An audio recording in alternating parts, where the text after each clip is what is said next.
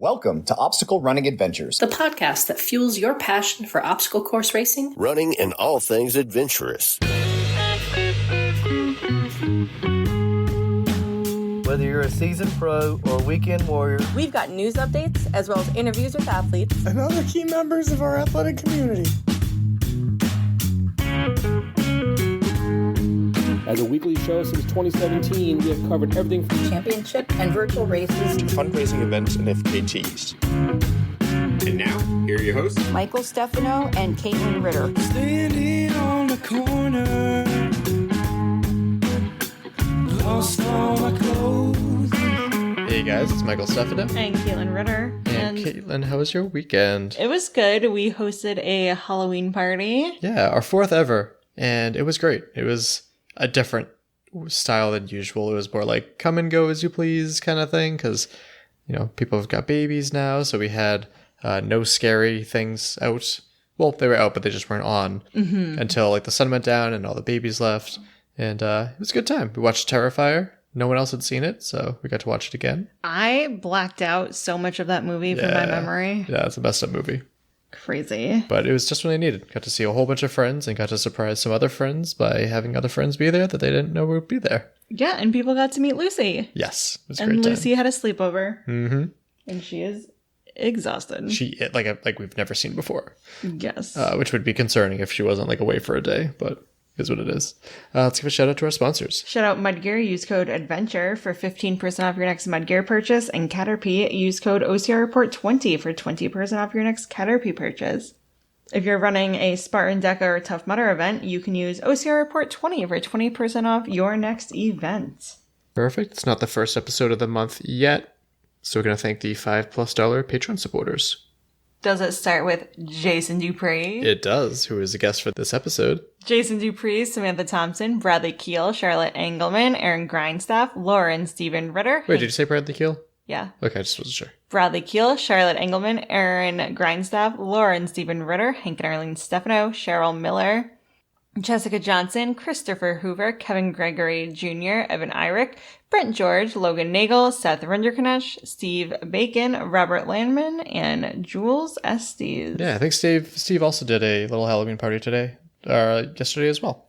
Oh, that's awesome. And shout out to the OCR Report for being a great home for us on the internet. And to Will Hicks, the Podfather.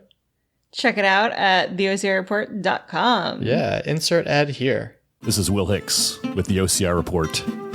Can I ask a kindness? We are looking for new members of the OCR Report. We want OCR to be here for the next 100 years.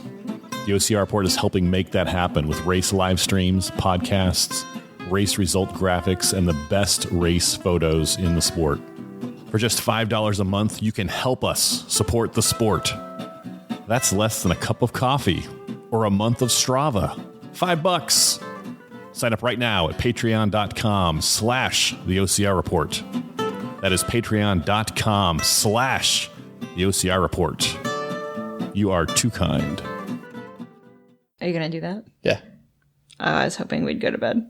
Oh, you can go to bed. And to our sponsored athletes.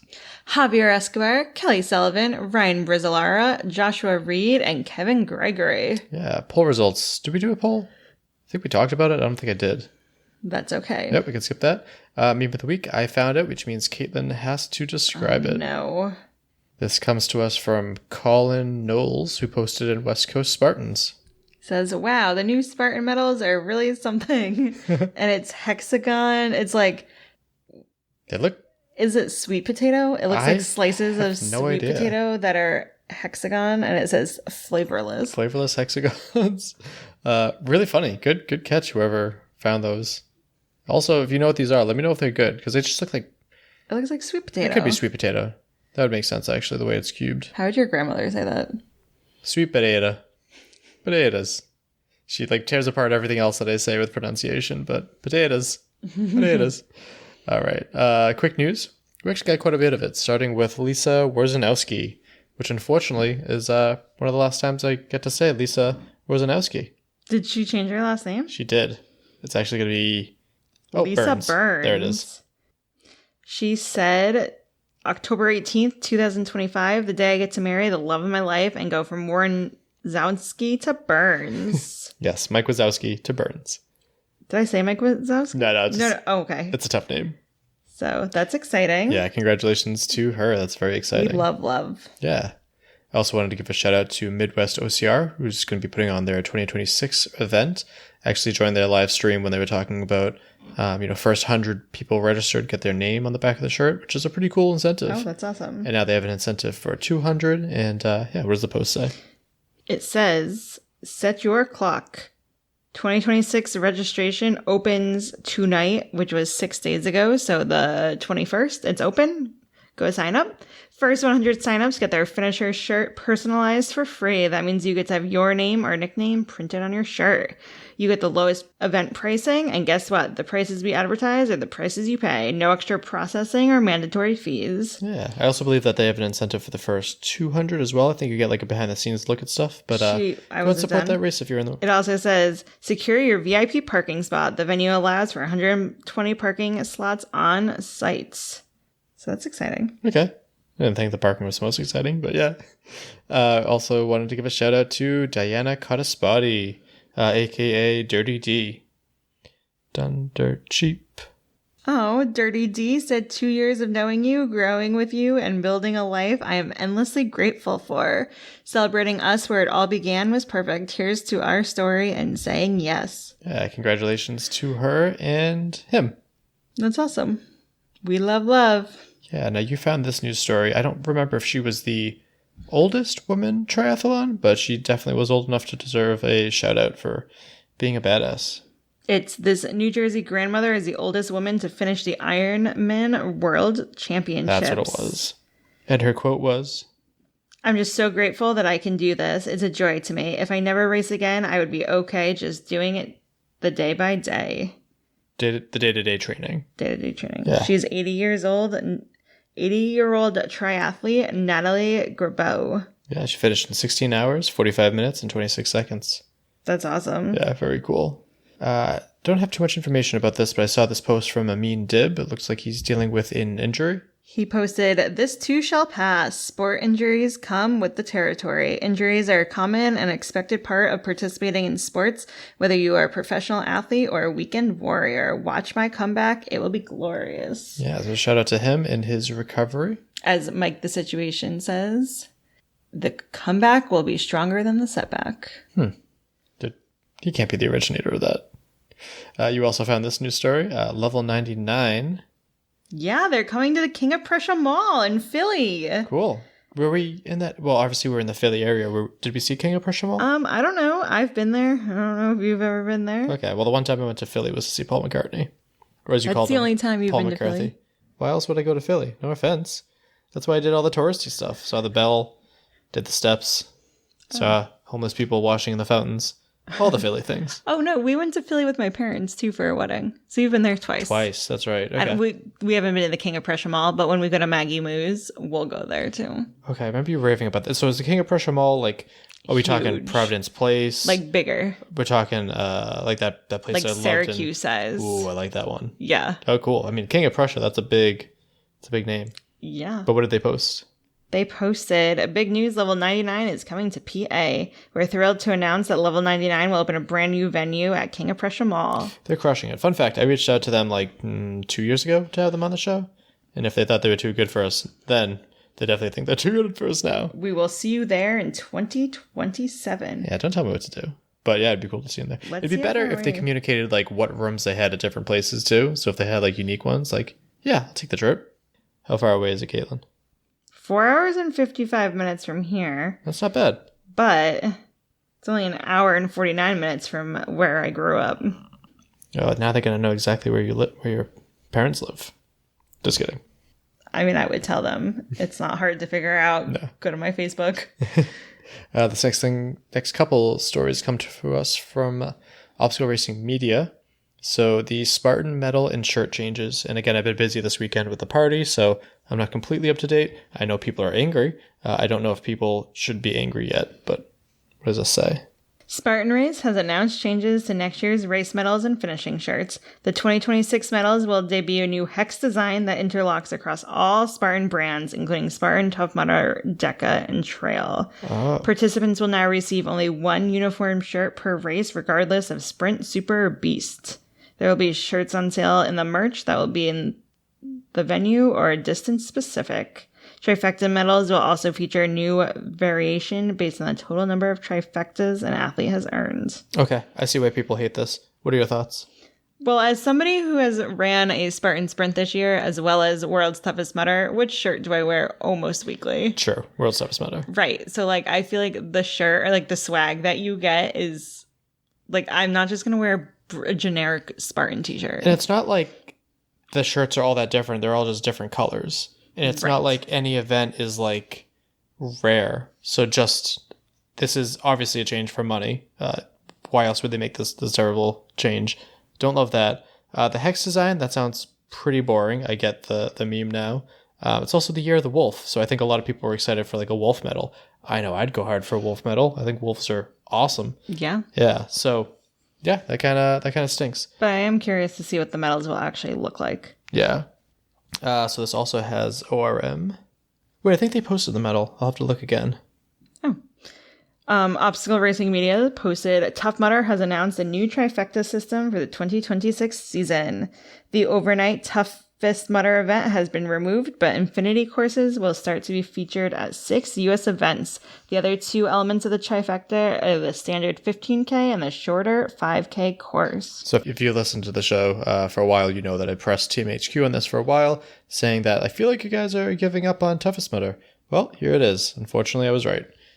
It just didn't make sense financially for them. No one was showing up for them in the US. The turnout was really bad, but they also weren't advertising for it well. And then also to have volunteers throughout the night and workers throughout the night, it just didn't make sense, whether or not they had the obstacles built on the property or not. So, yeah, rest in peace to that, I guess. This comes to us from Inside OCR, keeping with the trifecta system. Tough Mudder Trifecta Pass, not ready to commit to the unlimited? No shame here, but no excuses either. Our brand new epic trilogy.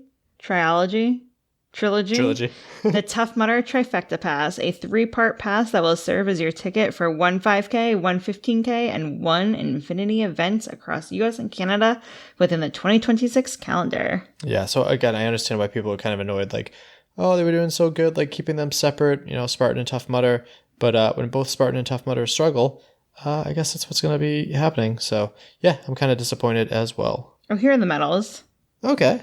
So it's just like a generic, not generic, but it's like a Spartan medal. And then the hex and the inside changes based on the event. It's not the worst. No.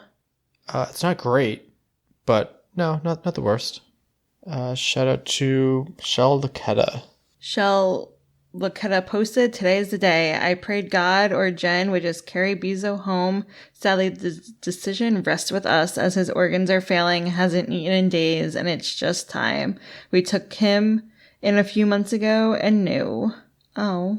Yeah, so That's so sad. Yeah, thoughts go out with the family and the cat. It's unfortunate. We love our animals. Yeah, as we record actually in our living room next to our sleeping dog. So it might take a little bit more editing to get out of the background noise since we're not in a small room.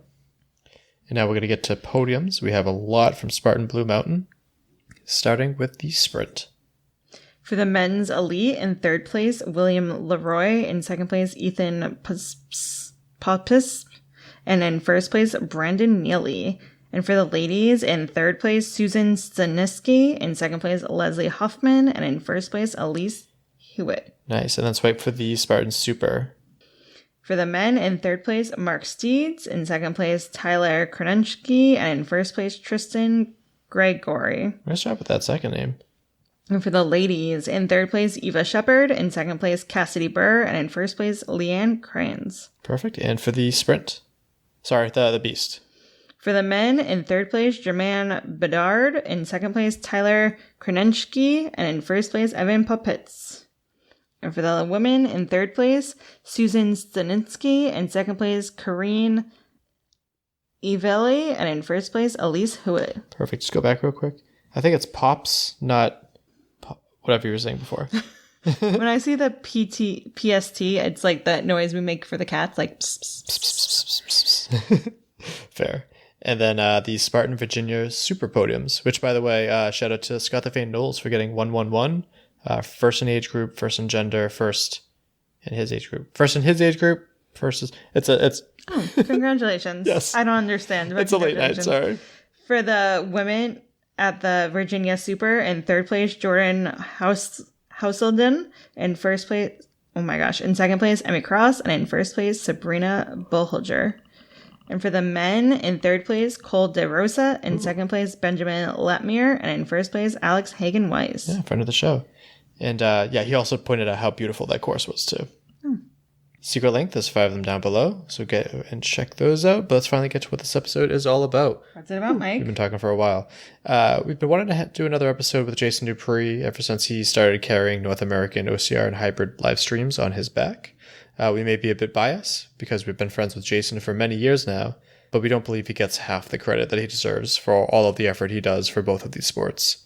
So we discuss how he started live streaming these sports, how much money we are making / losing from this pursuit, how you can help support this live stream or video, recaps of these events, his rebranded OCR Tech Talk, getting ahead of Burnout before it becomes kind of too late with that, near-death experience with a tree on the way back from covering Spartan Blue Mountain, and much more. So let's get to the interview with Jason. We'll start off with your name and where you're from. Jason Dupree, originally from Louisiana, down near New Orleans, but now I live kind of in the middle of DFW, nice. North Richland Hills, closer to Fort Worth than I am Dallas, actually.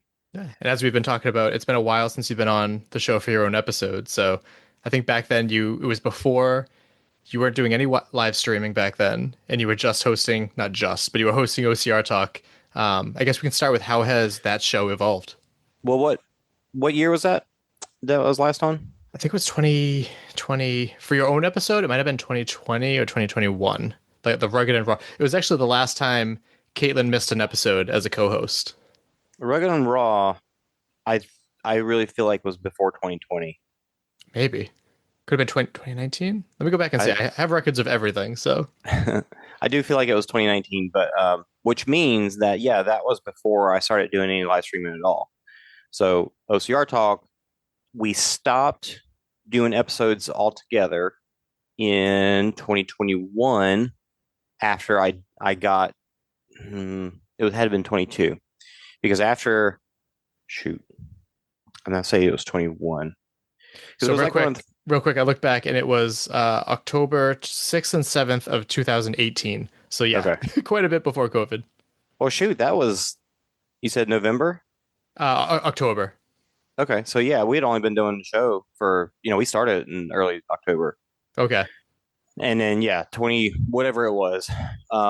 After me and Anna did Ragnar Snowmass, that was the last episode that we did together.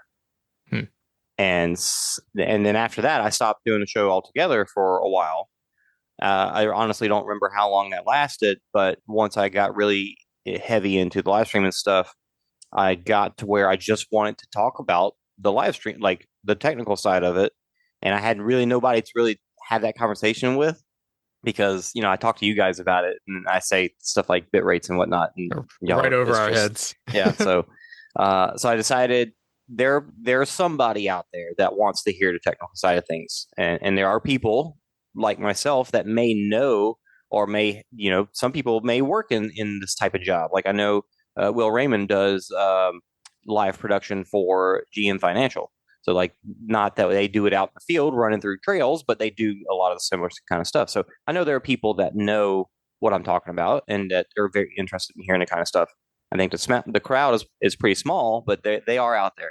Yeah. So it was nice to be like, all right, I'm going to figure out a way to do the show as easy as possible to not add more to my plate. It's still not nothing. It still takes time. But I decided, okay, I'm going to record when I'm coming back from a race. So like on the way back to the airport or whatever, and record during the drive. So that way I'm using time that I'm just driving anyway. And whenever I post it, I'm not going to edit it. I found a way to make the audio a lot cleaner, even though it's in a car, very quickly and easily. And that's pretty much it. Like, for a thumbnail, I always take a picture that's, at the race that I'm at and take that and make that the thumbnail. So keep the thumbnails really simple and easy. And then the recording is simple and easy. And then the editing is like piecing together a couple of clips. Now, one thing I do, technical talk here, yeah. I take the video that I took in the car. I rip the audio out of it. I upload the audio to Adobe Audio Enhancer. I don't know if you wanted this much of an answer here. But, sure, why not? Adobe Audio Enhancer, that cleans it up. And then I put that bit back into a video editing software to add to the video. So I've got the clean audio by itself, put it with the video, line them back up, and then I save that. And then that goes on to YouTube on our podcast, OCR Report channel. And then the audio goes on to Libsyn. So, yeah. Yeah, I don't think I realized that you ripped it, edited it, and then restitched it. That's kind of... Yeah, and it doesn't take a long time. It's just because I'm not cutting anything. Right. I'm just taking the audio off, putting it back in, and just making sure, because usually the audio is like slightly off, so I'll just line it back up. Yeah, that makes sense. And then I'll have while some of the things go over my head, I have listened to every episode of OCR Talk and now OCR Tech Talk. Oh, that's never. I still listen, so I just wanted you to know that. Thanks. But yeah. I would love to hear your perspective on how does that stuff sound whenever I talk about stuff, I guess. It gets super technical, but I listen for two reasons. One, we're part of a team. And two, I would consider a good friend of mine. And I guess three, too, like it is curious. Like I am a little curious as to like how you do the things that you do and all the background stories that go behind, things that people have no idea about when it comes to these live streams of like, oh yeah, like no rabbit showed up, so it was just me. Like, Jesus Christ, like that must have been so difficult. And I think it's important to take, people just see the live stream. They're like, we'll get into it a bit, but like, why is it blurry? It's 2025, this and that. It's like, there's so much that goes behind here that I don't understand it. And chances are you don't understand it, person that's like blindly commenting. So it's good to add that kind of like flavor behind it so people get more appreciation for it. That's how I feel about it. Well, you know how I do a race recap because I'm there at the race, right? And then I talk about my own whatever I ran. Is that part of it good? I guess is that like make it more interesting for the people that aren't just listening for the technical stuff? I guess.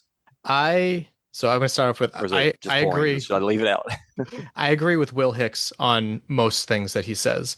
Where I vehemently, no, I don't know if I'm saying it right. That word just popped in my head. Where I strongly disagree with him, though, is when he says that like people don't listen to podcasts to hear from the hosts.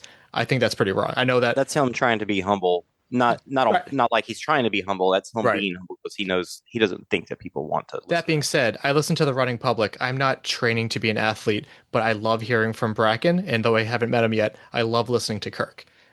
Same applies to your show. Same applies to like a lot of the shows I listen to. You develop that like parasocial relationship, right? I say keep it in there. If people don't want to hear it, they have this button that they can use to fast forward.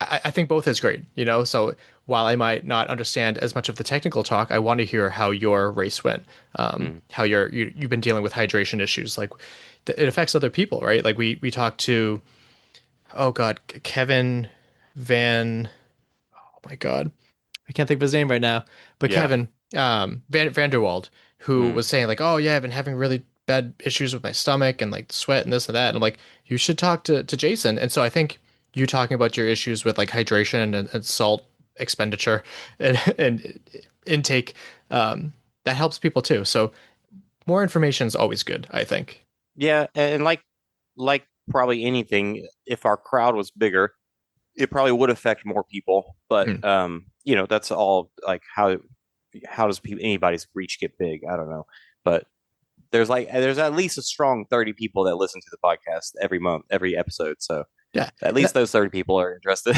And that's another reason. Well, I'm one of the 30. That's another one of the reasons why I wanted to have you on too. And like, while we don't have like the greatest reach, I figure, someone listening to this might be like, oh, I want to hear more about the behind the scenes. And we'll get into this later, but like how to support these live streams and how to hopefully prevent Jason from burning out on all this crazy, awesome work that he's doing out here, because it's basically on your shoulders. So that kind of segues nicely that you have ultimately become the live stream guy for not only OCR, but hybrid racing, not just in the US, but like a lot of North America. So how did that transition come about? I started in 2019 with the first race that I covered was a battle race, local, like Southern Louisiana race. Sid, right? Yeah, yep. Sid that people know from OCRWC build crew years ago, and now works with the build crew for Midwest OCR and Race Ready Obstacles, and all the work that they do all over the country, building like OCR, like obstacle courses in playgrounds and stuff. I don't know where they build this stuff, but they build stuff all over the place. It's really cool. But yeah, that's it. So I did one of his, and since then we've gotten to where we do Spartan, Savage Race, World Toughest Mudder, OCR World Championships, and a lot of it is just like talking to those people and saying, hey, I'm interested in doing this. And really, the whole reason it came up is because Spartan stopped doing their own live coverage, because they had great live coverage back in 2016, 17, 18. I forget, 18, 19 is when they really started to have like, we're going to put something out after the fact, but it's going to be just, we had rabbits run with the people, and we might edit it and just stitch it together, but have no commentary. Like, it was just straight, off the camera to heavy breathing. Yeah. Yeah. So that was it. And so that's what made me be like, I wonder if I could figure out how to do this simply, cheaply, because they were spending a lot of money, and that's why they stopped doing it, because it was so expensive. And so I figured out how to do it fairly cheaply. And we did live for pretty much every race. Some of the races were, the coverage was not great because because we were doing it live with cell phones, but some of them were really good. So it took me through, 2024. Big Bear was the last live coverage that I did outside of World's Toughest and the last day of OCRWC. That was one where it was like, I know we've got good cell signal here, because I know the village, I know I've been in the area, but then even on race day, it was like once they got into the mountain, it just got really rough. And so that's when I decided, all right, I'm going to start trying post-production. And I was always worried about post-production being just too much work, basically. And I figured out, and we can get into this later, but I figured out how to do it relatively, I would say not effortlessly, relatively efficiently. Yeah, relatively efficiently. But to get into doing Spartan, it was like, hey, you guys aren't doing any live coverage anymore. I feel like I can provide this. Here's, like some tests that I've done. Here's a race that I've done. And they were like, all right, cool, let's try it. And I think one of the first ones that we actually did a test in a New York. It wasn't a series race. It was just a New York Spartan. Okay. And me and David Megita went there, and we were on site, and it seemed like cell signal was going to be good. But as we've seen so many times, race day, it was really rough, and we had a lot of issues. And this was just a test. We didn't put it, like, I think it's on the internet, but it's not, I don't think it's even public. So that wasn't a great test, but they thankfully gave us another chance, and we did Utah in 21, I believe. And that one we had decent coverage, pretty good coverage out there.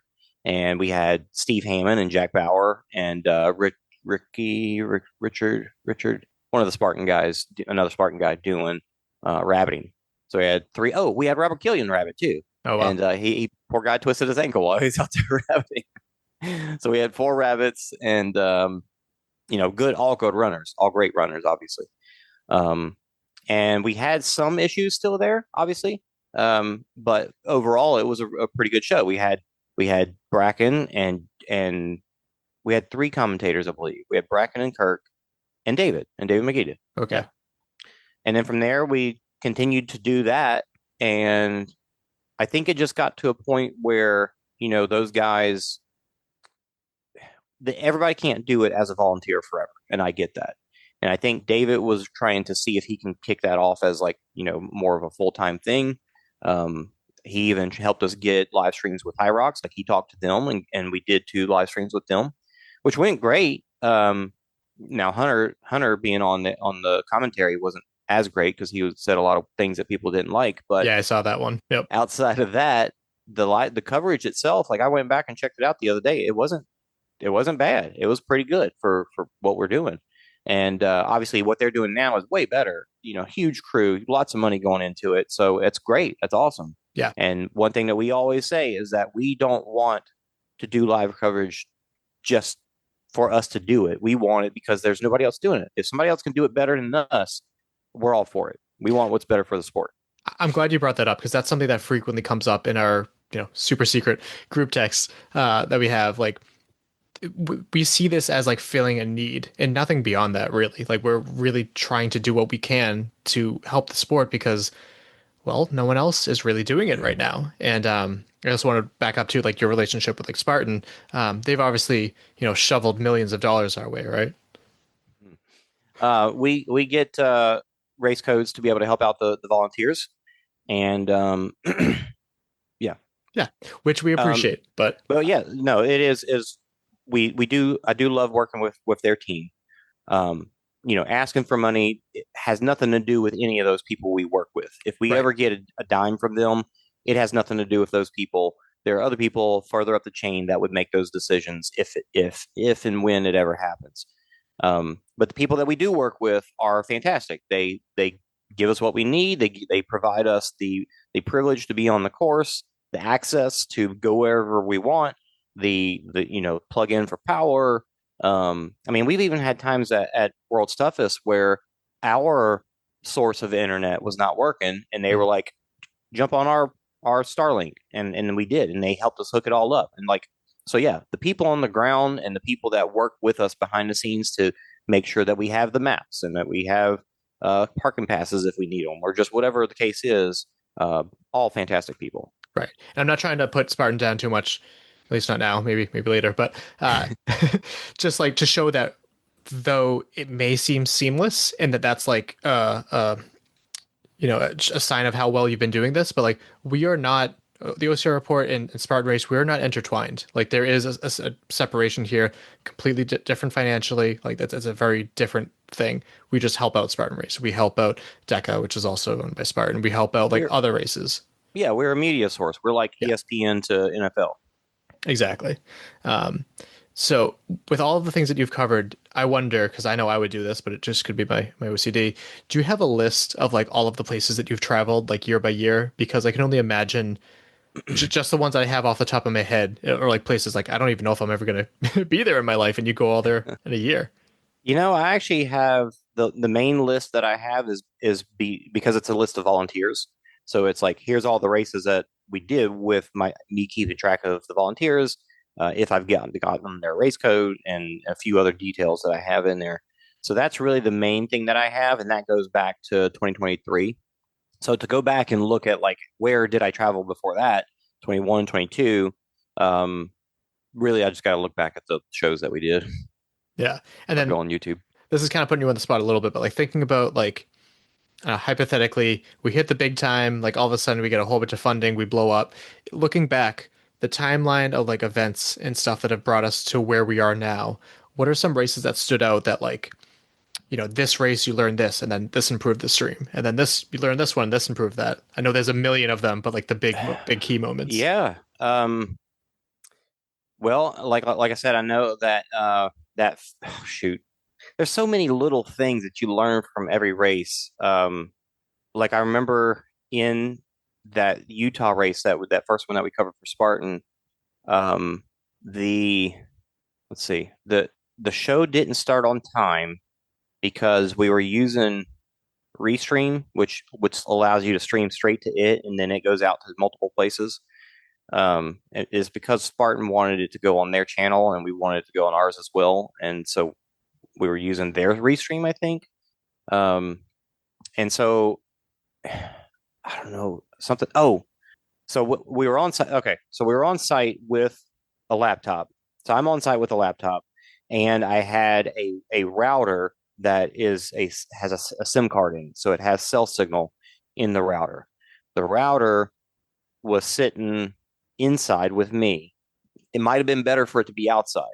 The main thing that I noticed from that race was that me trying to produce, that's what it was, me trying to produce from this machine on site through cell signal, the video that's got to go out of, so I'm pulling in multiple streams, multiple video feeds into my computer, and then that feed goes out to YouTube, and then, we're trying to kick it out at a decent resolution, so it's 6 megabits. I actually go higher now, but at the time I was doing 6 megabits, and it was unsteady.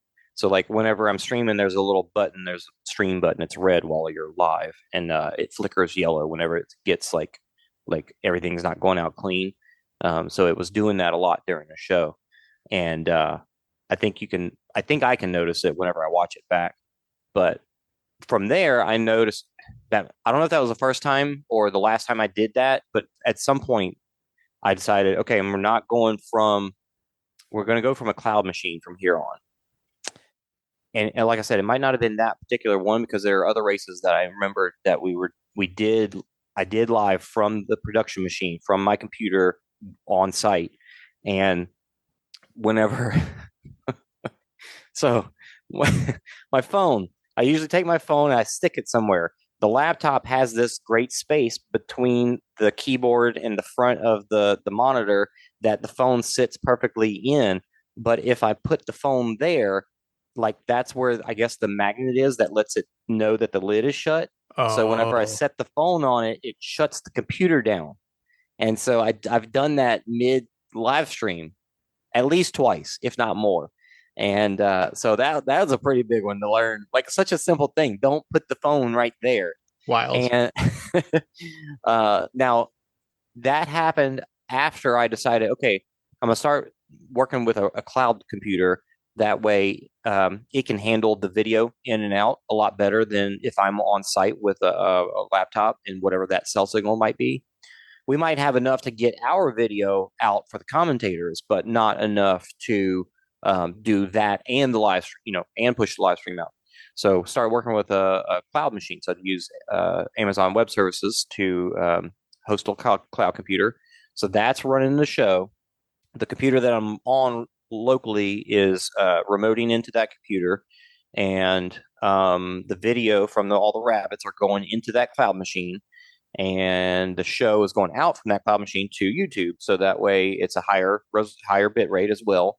And if this computer, anything happens to it, we lose power or whatever, the show continues. The show continues with whatever camera was currently active and live, and it stays going until the computer comes back up. We've had that at World's Toughest. Even this past year, we've been doing this 5 years now. It still happens. Power went out. Like the entire site, the power went down at World's Toughest. Right. So we just had to hang out until it came back on. The show was still on. Whatever cameras were up. So. And if someone listening to this isn't good with technology and they hear like the cloud, this and that, and it sounds like magic, that's exactly the point I'm trying to make here, because sometimes it sounds that way to me as well. I remember you also brought up in your episode with the Running Public too, which I'd also recommend listening to. There was like an incident where you were the computer that you were using with like the cloud was back home in Texas, and it had like fallen asleep, and like you needed to call. Yeah. Yeah, so that reminds me that I didn't go straight to the cloud first. I went from using the computer on site to using my computer at home. I had a good gaming rig at home, so I would remote into that, and I was in Big Bear, covered Big Bear. I'm gonna say this was 20. I don't remember when this was. I'm gonna say it was 23 because we covered the 3K, the 3K race, the 3K series, national series, and then the next morning, I covered Savage Race from. Why did I cover Savage Race the next day? That would have been Sunday. I guess we had the video recorded. We probably did that. I don't remember for sure. Man, why can't I remember that? Anyway, but I covered Savage Race, and my computer at home had shut off for whatever reason. Power. I don't know. Who knows? And it was like 5 a.m. because I was on the Pacific Coast, and I had to call my ex-wife and wake her up at 5 a.m. It was at 5 a.m. there, and wake her up No, she was still asleep. So I had to wake her up and say, hey, could you go please turn on the computer? So yeah, that was when I decided I'm going to start using a AWS cloud machine. So that way I don't have to rely on issues that my own, Right. we put all the problems on Amazon and tell them like they're the ones responsible now. Yeah, it's almost like the equivalent of like, all right, ready to record, and like, oh, you have to install like 5 updates. Like, oh, your computer's out of commission for the next whatever, and that may fly with an interview. Be like, oh, can we push it back an hour? Explain why. They're not holding up the race for you. Yeah. Like the race is going whether you're ready or not. And I know you've had some incidents where it's like the race would start and like you're going around setting out all the Mevo cameras or whatever on the obstacles, and you get back and it's like, all right, let me figure this out. Go. Like, oh, okay, we're going. We going? Like, well, that happened recently at the Pan Am Champs in Seattle. Right. And the route that I went to go put cameras out on course, I thought it was going to be like 3 miles, and it ended up being like 5.5. And so the time it took me to get around and set them all up and then get back, I literally got to the start line with 10 seconds to go. So if you watch that show and you notice at the very beginning, I'm hand holding the camera, and I didn't run out with them because I was not ready at all. It's crazy the way you work out your magic. So, I mean, walk us through it a little bit, not like the specific details, but you travel with this massive case of electronics. You get to the venue. Like, what's the basic, like, what do you do? How does this come about? When it was live, when we were doing more live, I did travel with all that stuff. It would be like the laptop. I've got a mixer for these headsets. This is the kind of stuff I actually do bring to DECA. Like, this is what I'll bring to DECA World Championships. A mixer I have 3 headsets. I've got some Steam decks for, shortcut buttons. An extra monitor. I've actually got 2 extra monitors that it's like a thing that you fold out and they go onto the laptop. They just like slide onto it and they plug in. Lots of cables, lots of gimbals, mounts for the gimbal or mounts for Mevo cameras, the mounts for the Mevo cameras, the little Mevo cameras that we use for static cameras out on the course. What else? A big giant. I don't have this plugged in right now, but this is one of my favorite pieces of tech that I have, actually. This big old USB strip. Yeah, that's wild. Yeah, I love this thing. Because, I've never actually, as many things as I've plugged into this thing, I've never actually filled it up. And for the listeners, it was like 15 to 20 USB. Yeah. Like, I feel just as proud about, I have an outlet strip that has 20 different 16 places to plug in my video game consoles. Yeah. 16. Yeah, that's wild. Yeah, and the strip that I bring with me, 1, 2, 3, 4, 5, 10, about 20 plugs on it as well. The camera that I'm using right now. Right. What else is in there? I don't know, a bunch of stuff.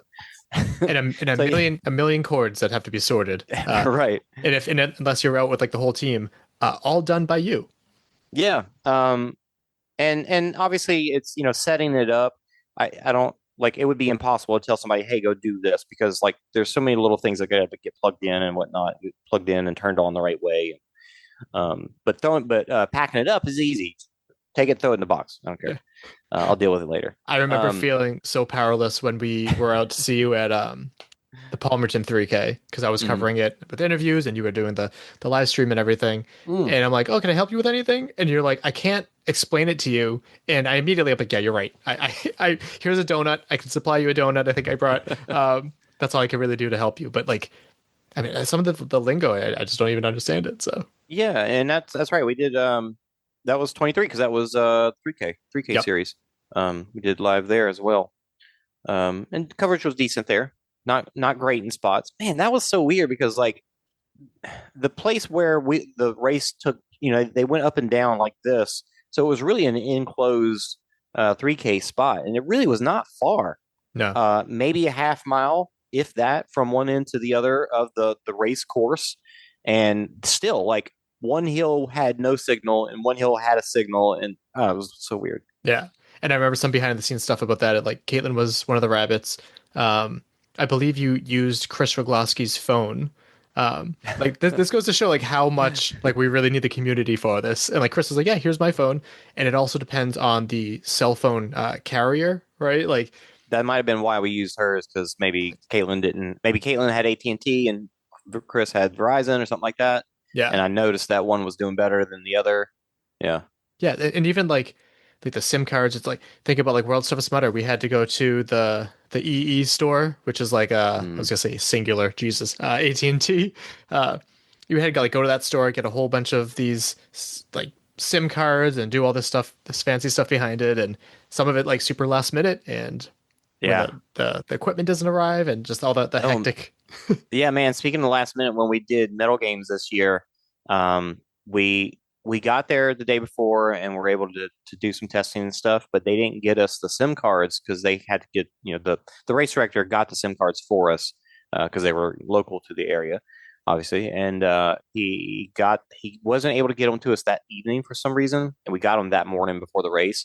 So I started popping them into phones, and some phones just wouldn't work. I don't know. Didn't have time to really figure it out. So we ended up, I think we ended up trying Ryan Atkinson's phone. I can't remember if we used his, but I know we tried his at least.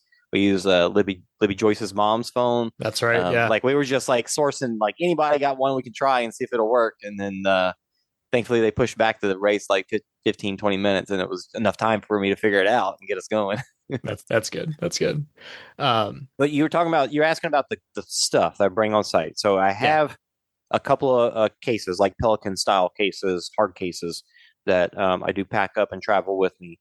And when I'm doing live, I'm dragging these two cases. I've got it sorted into just those two boxes.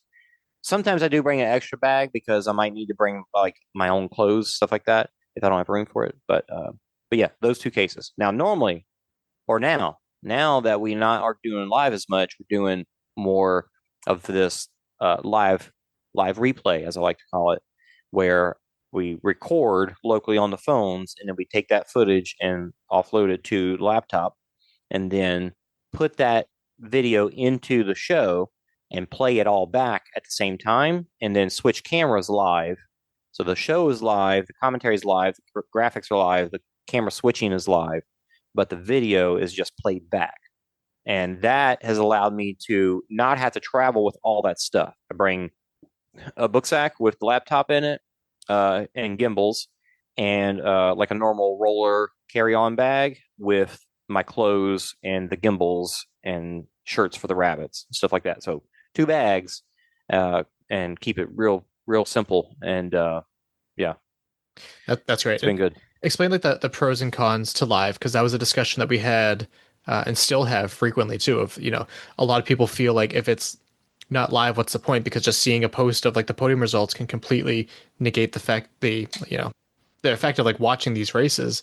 But is it worth it to you? I mean, traveling lighter, that sounds like a huge benefit, but also the quality and everything. Yeah, so live, one of the big things that we got is even when we had decent cell signal, the video quality is never going to be with cell signal, especially in the past years. It might get there someday, but in the past years, the cell signal quality is never going to be enough to get 1080p, or especially like 4K or something like that everybody's used to nowadays. So the quality was never going to be pristine out in the trails.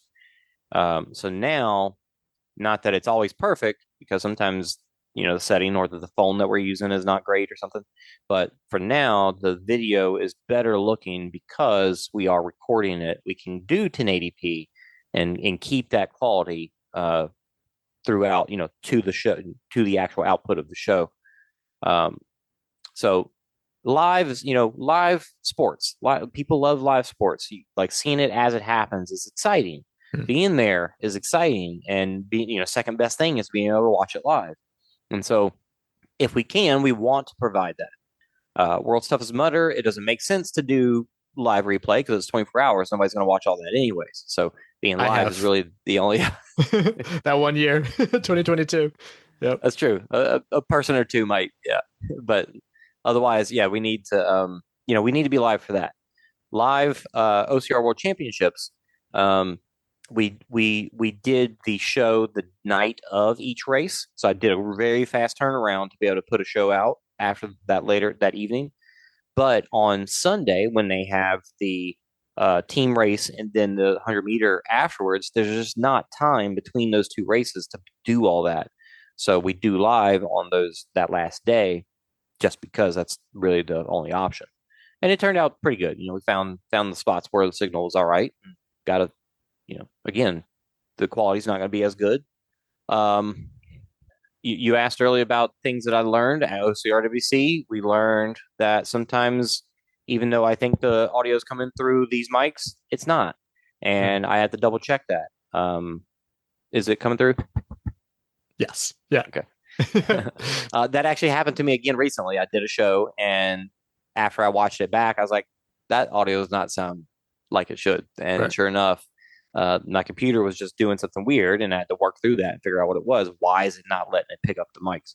Yeah. So, and it can all come down to like a certain button press, like, oh, like this switch wasn't flipped or whatever too. And that's the thing. Check boxes that are on or off. Yeah, smallest little stupid things. So it's the BCBA in me, but like, do you create like I would call it like a task analysis, but like a step-by-step guide of like, don't forget this, do that, make sure you do this, make sure this is that?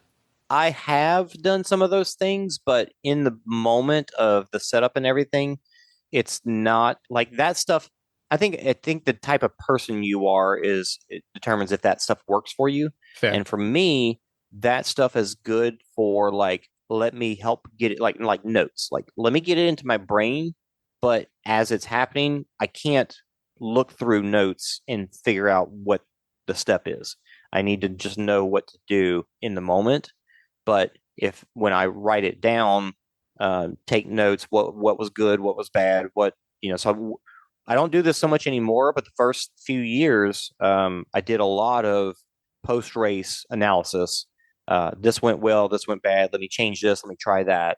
And that helped me tweak a lot of things to continue and make it better and better. Now I still make it better and better, but I don't need to go through that process quite so much, because there's not quite as much to change. Like we're slowly incrementing, and it's getting less, it's getting tighter and tighter. Yeah. Yeah. And I'm sure like the amount that you do it too, it's just the sheer fluidity of like, you've done it enough times, like almost about the muscle memory. Yeah. But it's wild. And then we talk about like the ups and downs of all this. Talk about the importance of feedback, but also how it's delivered. Because quite honestly, this is one of the reasons why I don't watch as many of the videos anymore, because I would get super angry with some of the people blindly commenting like, why is it fuzzy, this and that. And I'm like, you motherfucker, like you have no idea all the things that my friend is going through. So even just recently, Spartan announced their shirts and medals for next year.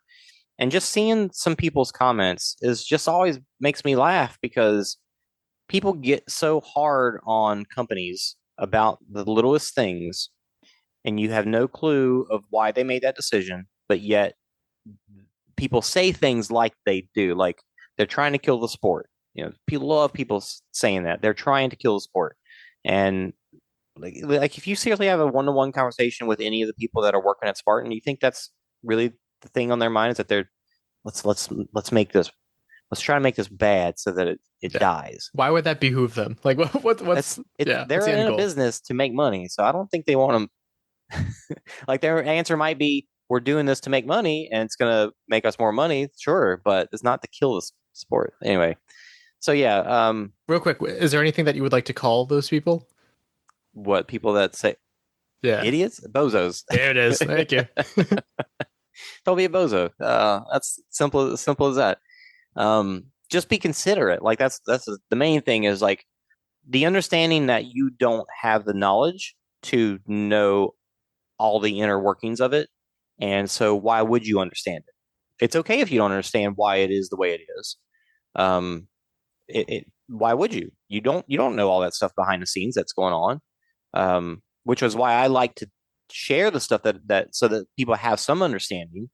But yeah, so some people are very negative, and it just seems, I don't know, it just seems like they just jump to conclusions and make assumptions. When the truth is that I'm working my tail off, and people at Spartan are working their tails off, Not saying that's true for everybody, but in general, I know that it is true. And I know for myself, it is very true. Doesn't mean I don't make mistakes. Doesn't mean that I don't have bad ideas sometimes. But the truth is that my heart is for the OCR community, and I'm putting an insane amount of time, of my own personal time, to help make this be available to the OCR community. Like maybe somebody else would have stepped up and done it, but 5 years now, like, would we have live stream coverage at all? I know we've got the Spartan team, the European team that does the big European races, but would anybody have stepped up and done it in the US? Matt did it for a little bit there, but he stopped doing it after a while. I think he saw how hard it was and how much people complain about about the job you're doing. So yeah, I don't know. A lot of ungrateful people, and Spartan specifically too, because I can obviously be pretty critical as well. I also want to explain too, like, there's a divide between, if you're mad about like the race shirts or whatever, which I do agree that there's bigger things to be mad at if you want to be mad at something. Do not take it out on the like event staff. The event staff is like from Spartan. They're incredible. The way that they're able to put on these events, they mess up like we all do, like Jason does, like I do. But yeah, it's a lot of people working very hard. Yeah, and just deliver it in a way that, like, because if you're just gonna like yell, I'm not going to listen to you. If you're going to give feedback of like why you don't like a certain thing in a nice way, yeah, I will listen to you. We had a certain review a few years ago that it was worded in a way that I didn't like very much. So I kind of told the person to go fuck himself. But it's really just, for the most part, like, don't be a dick, and then I don't know, you'll be heard. And some people do have some good criticism, and we can work on that constructive criticism, help build this. Don't try to tear this down. Like, who does that help? Yeah, the biggest thing you're saying there is if you say it in a nasty way, then you're not going to be heard. If you really care about what you're saying, if you're just yelling to just be angry, whatever, who cares? I don't care. But if you actually want your suggestions to be heard and to be taken in, which we want criticism so that we can make it better. But if you're nasty about it, I'm decently good about being able to hear a nasty comment and being able to take the good parts out of it. Most people don't, though. Most people will just be like, I'm not even going to listen. I'm not even going to listen to a word you're saying because you've presented it in a way that means nothing to, that I can't pull anything valuable out of it. Right. So a lot of people have a hard time looking past the negative side of it, which I understand. So yeah, if you want your criticism to be heard, just present it nicely and say, hey, here's how I think it could be better.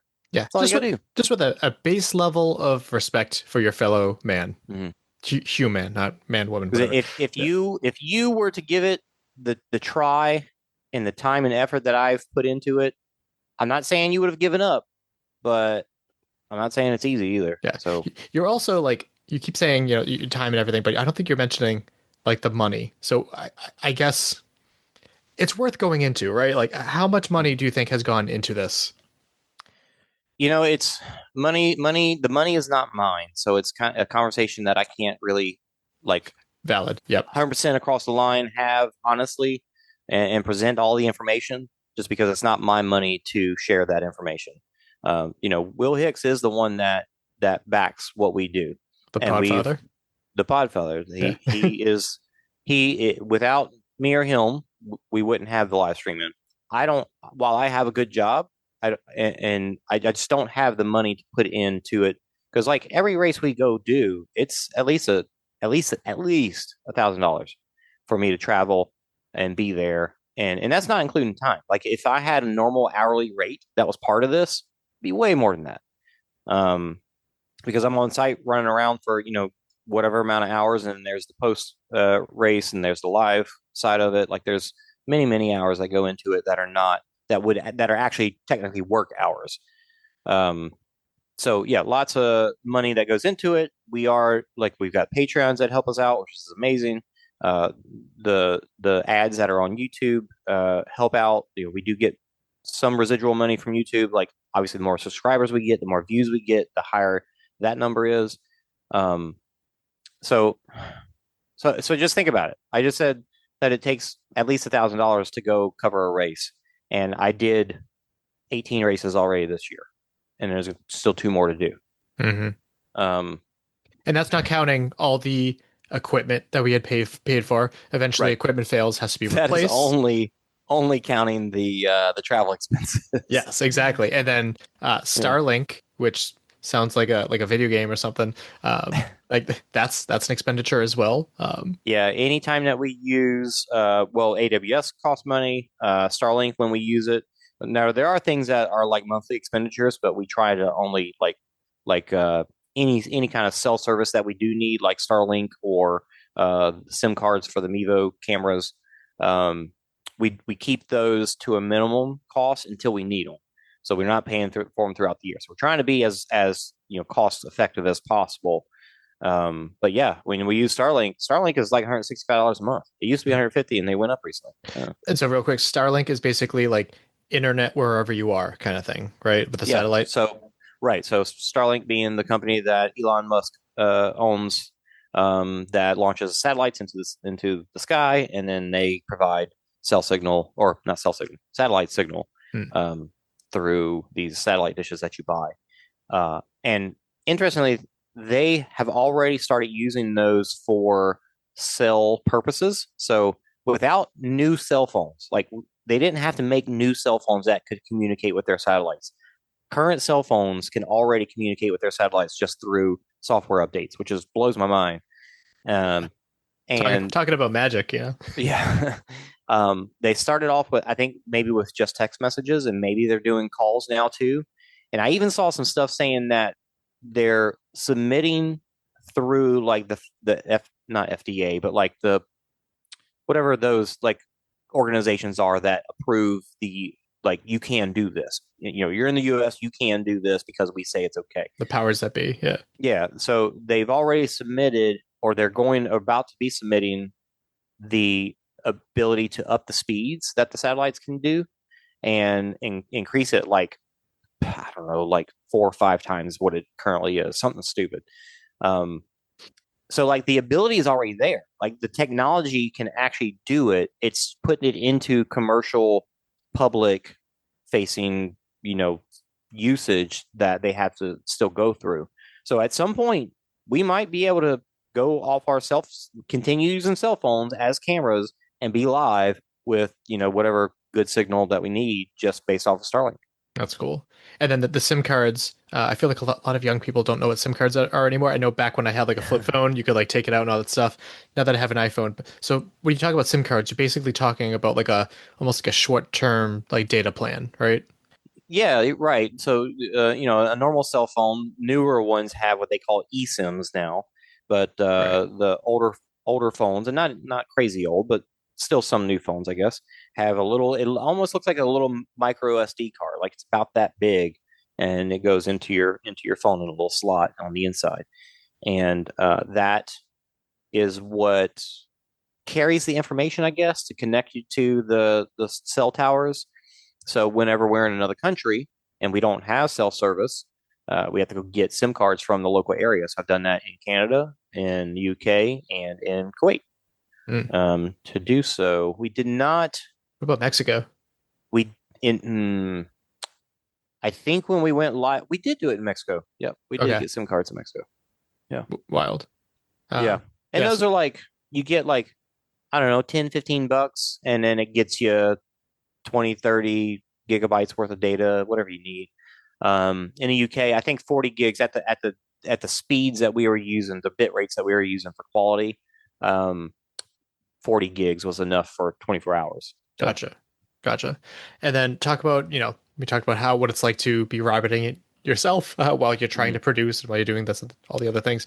Talk about the importance of rabbits, and have you seen like a trend of like more help in certain areas? Any rabbits that you'd like to shout out? It kind of seems like it almost depends on not necessarily the race area, more just like timing, I think, is my best guess. A lot of people that want to rabbit are racing themselves. So it's very understandable that it's hard to get rabbits. But yeah, so we when I go to a race, when I travel to a race, I'm by myself. I'm one person with one camera. We know how there's people spread out across the course. We're doing basically trail racing over the course of, even when we covered, beasts covering 13 miles. And it is really tough to keep eyes on the athletes at all times. So the more people we have being rabbits, the better. Now there comes to a point where there's too many, and I can't sort through that many cameras, like change that many cameras anyway. That would be a big mess. If you see any behind the scenes, like NFL or baseball, MLB, these big productions with many cameras. Yeah.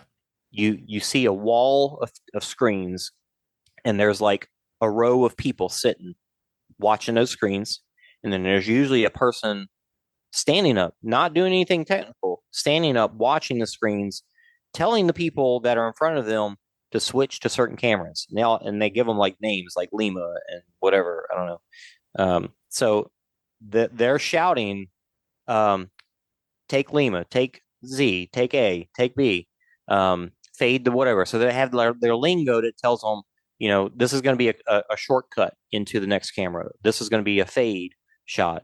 This is going to be instant replay. And so there's people like that might be controlling only 4 cameras. Like they're watching their 4 cameras and getting ready to press their buttons for those 4 cameras whenever he calls what their 4 cameras are. So that's how many people it takes to do a legit production.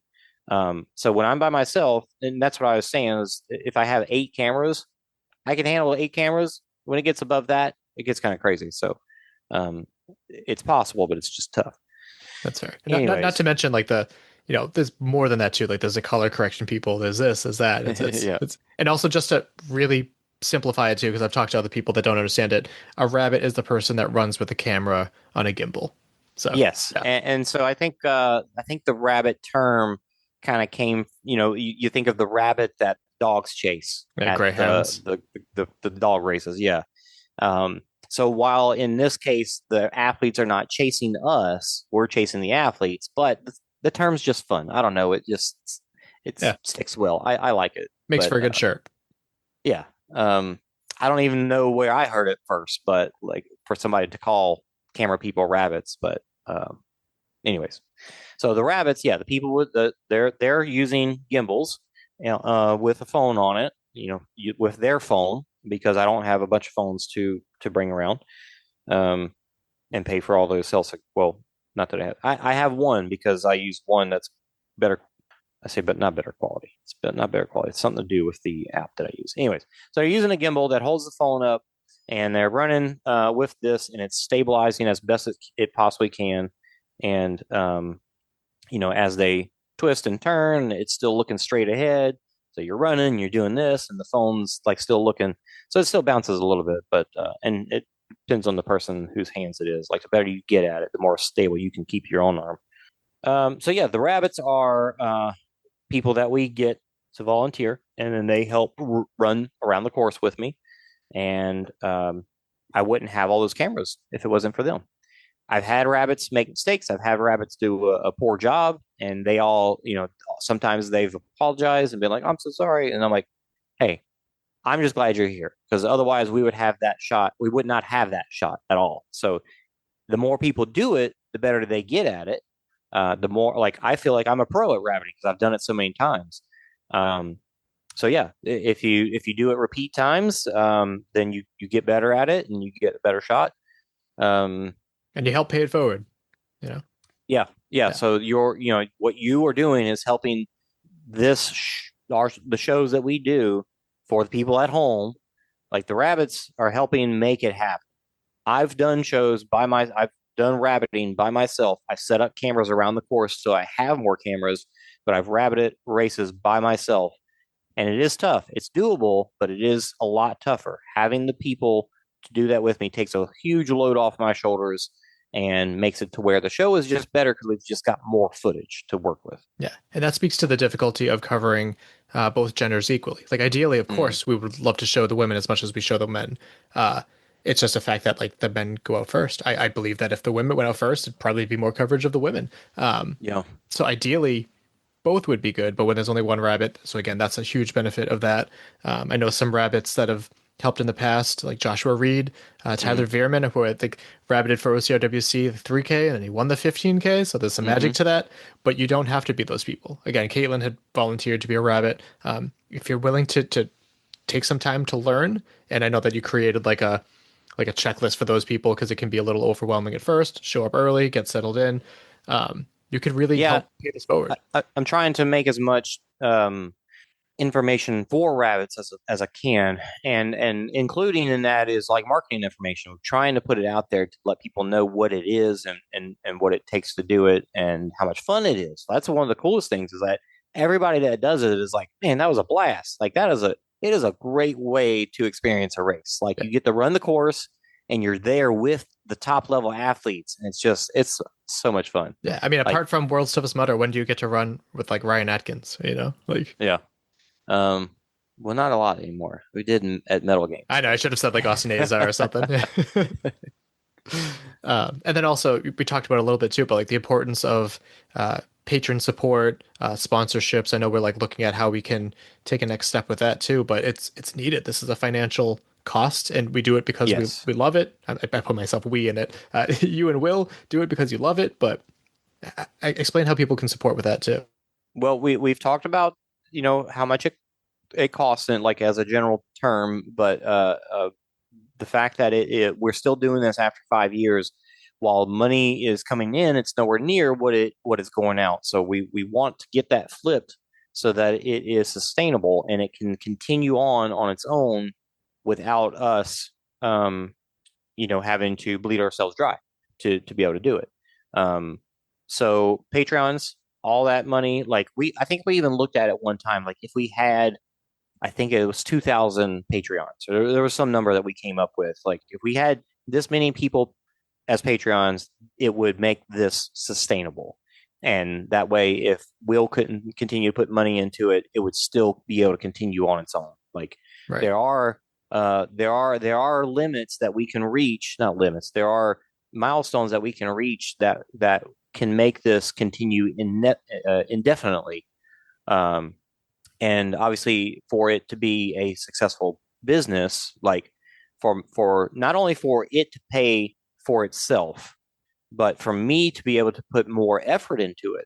Like I would love to be able to do this full time instead of my day job. I have a good day job, and it's such a good day job. I can't just drop it and put all my efforts into this. But I want to be able to do this full time, so that way the show quality is better. I'm better practiced with everything that I do. Obviously getting to the point where we could actually pay to have more crew would be amazing. But all these, there's levels of like things that would make it more of a professional, like what people are used to on TV kind of production. And it all takes money. So all the Patreons, like even if you're given $5 a month, like we said, if we get to a certain number of people, your $5 is helping pay the whole thing. Everybody's doing it all together. It's like PBS. Like we do this because of viewers like you. Like we can do this. That's a really good line, Jason. Where'd you get that? PBS. Well, you said it the other day, but we've talked. Me and Will have talked about PBS and like how can we do what they're doing. We've had that conversation many a times because maybe they're not doing well. I don't know, but they've been on the air for a long time, so maybe. But I mean, there have been some funding cuts lately, but we don't have to get into that. But again, yeah. And this isn't like a woe is me, like help us, we're poor. But it's also like this is your chance to step up. Do you appreciate these live streams? Like, please, like let us know. And again, you love this. Like, yeah. Sorry, what were we gonna say? Well, the truth is that at some point there is a breaking point somewhere. We don't know where it's at, and it might hit us when we least expect it. A tree might fall on me. And next time that tree falls on me, I might die. Like get to that, yeah. And if I'm the only person doing the technical side of it, and I haven't taught anybody else how to do it yet, then it's over. If something happens to Will and he can't give us the money to do it, it's over. So there's things that could happen unexpectedly that when it gets sustainable, until then, we worry about. Like we know that stuff's in the future. This can't go on forever. I might get burnt out and say, I just can't do it. Mentally, I can't do it. That kind of stuff. Like we want it to sustain, but we need to hit certain milestones eventually to be able to do that. Yeah, I had another question I wanted to ask, but that's a perfect segue to it. So you talked about, in previous years too, about just burnout and everything that you've been doing. So talk about that, and then I know you mentioned in previous years. What have you done to try to like almost like stem the bleeding of this burnout process? Because it's a lot of work. Well, in 2021, 22, yeah, I was doing maybe one race a month, I think, and 21 was less than that. Coverage, cover a lot. Coverage, not racing. Yep. Yeah, coverage wise. And I think 2022, I was probably trying to do like altogether one race a month. But that I was married at this time, and even though I was trying to, I'm not going to get into this. That is part of why I think that I'm no longer married. And so 23 was when I got divorced. And so 24 was like, well, I'm not married anymore and I don't have anybody asking me to be home more. So I'm just going to go full bore into this. And I don't remember exactly how many races I covered last year, but I know it was a ton. A lot. Like I said, I did 20, I'm doing 20 races this year. It was definitely more, a lot more than last year. So after I saw points last year where it was like all of September and a couple weeks in November, I'm traveling every weekend for this. And so I started to see, okay, I'm feeling where the burnout is. This is getting hard. I'm enjoying it, but it's still hard. And so I said this year, 25, I was going to cut back some. And I did. I cut back some. I basically planned my year as like, I'm going to cover one race a month. And then there were a few exceptions. Like I know in September is like when all the big stuff happens. So I did cover Trifecta World Championships and Pan Am Champs back to back. Yeah. So it's stuff like that. There's been a few back-to-back weekends this year. And so, yeah, I tried to I did back off this year. That's what I was saying. I backed off this year some, and I still am seeing where the burnout is, and I got to get behind it. And so next year, I'm going to be more diligent about not having back-to-back race weekend coverages. And I still haven't figured out how it's going to look yet, because now that Spartans announced their U.S. series and it being 3 different series, some of those races overlap. Some of them are on the same weekend. Some of them are on back-to-back weekends. So I don't know yet how we're going to cover 2026. But I know that I need to be diligent about not burning myself out, because I know not only do I enjoy it. Let me put that the other way around. Not only do a lot of people rely on seeing that coverage, and they wouldn't see it if I didn't do it, I also enjoy it very much, and I don't want to stop doing it because I've burnt myself out. So, yeah. Yeah, I mean, burnout's very real. I don't do the traveling that you do. I don't do the video aspect or the setup, but I do a lot behind the podcast, and I very much feel the burnout too. There was a while where, and the patrons have known this for a while, like we were thinking about doing like, an episode every 2 weeks. And that was going to help like stem the bleeding of burnout and everything too. And then I saw how like I laid out the year, and I'm like, oh my God, we couldn't cover the things I wanted to cover. But it's tough. And it's one of the reasons that kept me doing it weekly is because support of the patrons. People that, this content is free. Your content is free. If someone is willing to like pay for it because they enjoy it so much, that's some of the best feeling. And, we look at the numbers of, in your case, views, in my case, downloads. It's nice to see the numbers go up, but to put like faces and names to it, it's just it's an incredible feeling. And again, we also do it because we love it. Jason, you've been able to go to some amazing places that I want to get to in a little bit too, but we do it because we love it. But it's a lot of work that we do behind this. Like this takes up at least half my Sunday, every Sunday for the past, since 2017, and I love it. And for you, again, like exponentially so.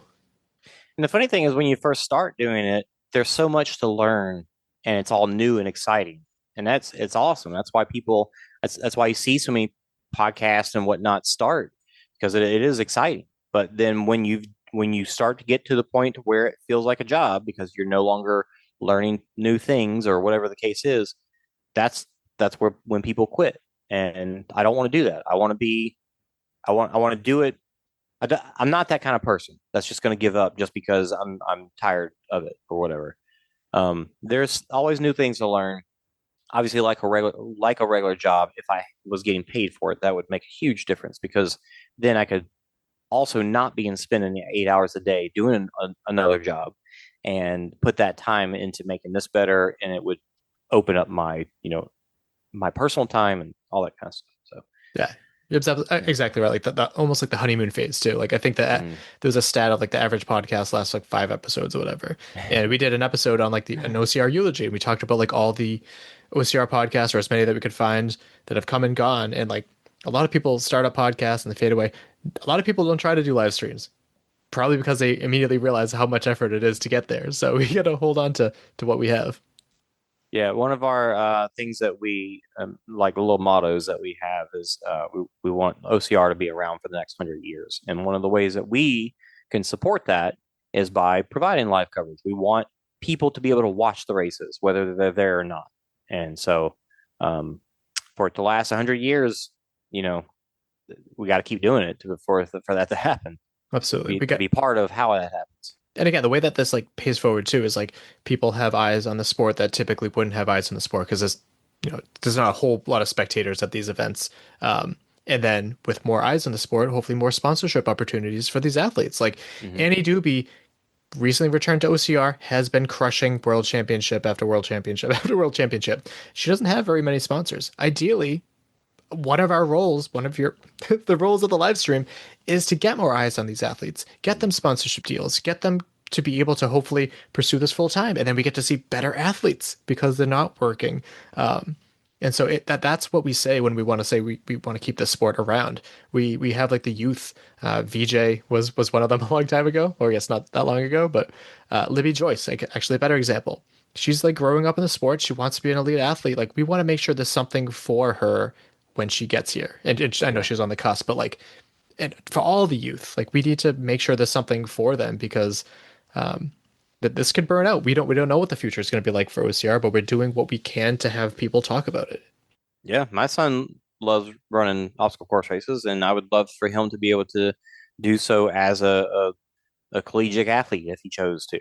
Not necessarily like in a college. I don't know if we'll get to that point, but to be able to do it as a semi-professional if he chose to go down that route. Yeah, that'd be super cool. And to bring the mood back up again, like to talk about some of the some of the favorite venues that you've gone to. I've heard like amazing things about Kelowna. I know you went to like Mexico City. Like what are some venues that stick out to you?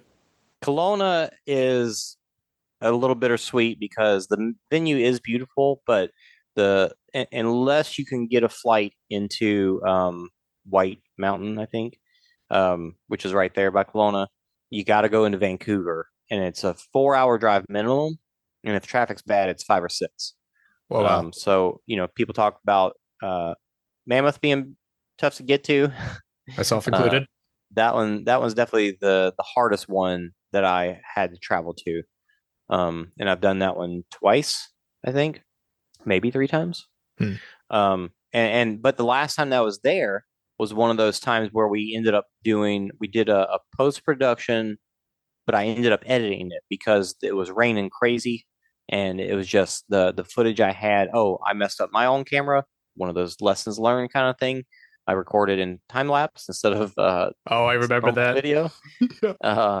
But that race was amazing. Like just the weather and how crazy it was. Like I was running with a rain jacket. I was wearing shorts, but a rain jacket, and I had a beanie on. Like it was cold, and just it was a wild one. World's Toughest Mudder has always been, no matter where they are. We've covered it in Alabama, in Texas, in Florida, and now in the UK and Vegas. Oh no, that was we didn't record it in Vegas. That's right, we didn't. Yeah. Yeah. So no matter all those races have always been. Well, that's actually the first one that we covered in 22 in Alabama. I was planning on sitting behind the computer the whole time, and changing cameras and stuff. And we only had Carlo, I think, as a camera person, and I was putting cameras out on course. But I just didn't feel like it was enough. So I went out and rabbited. So since then, that's where I learned a lesson there. Like, this is a place, this is where I can actually rabbit for a long time and get a lot of miles in, which is really cool, and be part of like what makes our coverage for that event so good is because we have more cameras out there. Because asking people to stay out rabbiting for 24 hours, that's a crazy thing in itself. Yeah. We've had to get people like Evan Preparis. You've helped us out with that. Piper Hopkins did it this past year. Libby Joyce came and did 12 hours. She wanted to do the whole 24, but she had to work. And then she worked. Yeah, wild. She worked. She worked. Came here, rabbited, and then went back to work. Yeah, awesome. Yeah. So yeah, pretty. World stuff has always been fantastic. Kuwait this year was amazing. Yeah. That was a really cool one because it was very intimate with the athletes and the race director. Like, he actually had race director had a dinner the night before the race, and they brought in a bunch of pros for that race and invited them all over. So we had a nice like sit down dinner. Amin, hung out right? with everybody. Amin Dib. Was it Amin Dib? Who? The race person? The race director? No, that was. Oh no, that's Hannibal Race. My bad. Yeah, it was Muhammad. But yeah, so like, I think where we were in Kuwait wasn't anything to really see. It was kind of deserty. Kind of felt like a lot like parts of Mexico. But speaking of Mexico, but the people there, they were fantastic to us. We just had such a great time. I've heard Mexico. Yeah, Mexico. The Spartan staff there are phenomenal. Great team. Mexico City was really cool, but Valle de Bravo is like 2 hours into the mountains from Mexico City, and it's very green up there. Whereas most of Mexico that I've been to has been very not green. That part is there's a big lake that supplies water down into Mexico City, and so that whole area is very green and very, very pretty. That was a really cool one.